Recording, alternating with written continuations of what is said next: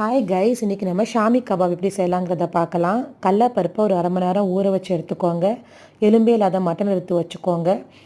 இஞ்சி பூண்டு மிக்ஸ், மஞ்சள் பொடி, சீரகப்பொடி, பெருஞ்சீரக பொடி, கரம் மசாலா பொடி, மிளகுத்தூள் எல்லாம் எடுத்து வச்சுக்கிட்டு ஒரு குக்கரில் நம்ம ஊற வச்ச கடலப்பருப்பை போட்டு கொஞ்சம் மட்டனையும் போட்டு அதுக்கு மேலே வெங்காயம், தக்காளி, பச்சை மிளகா, புதினா, மல்லி இலை எல்லாத்தையும் போட்டு நம்ம எடுத்து வச்ச மசாலாக்களையும் போட்டு நல்லா பரட்டி விட்டுட்டு குக்கரில் மட்டன் வேகிற வரைக்கும் நல்லா விசில் விட்டு எடுத்துக்கோங்க.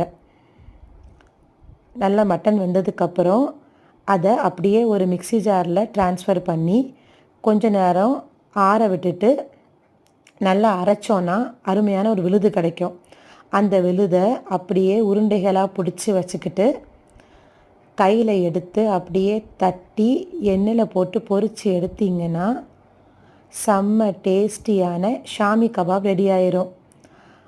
அந்த மட்டனும் கடலப்பருப்பும் சேர்த்து ஒரு அருமையான டேஸ்ட்டை கொடுக்கும்.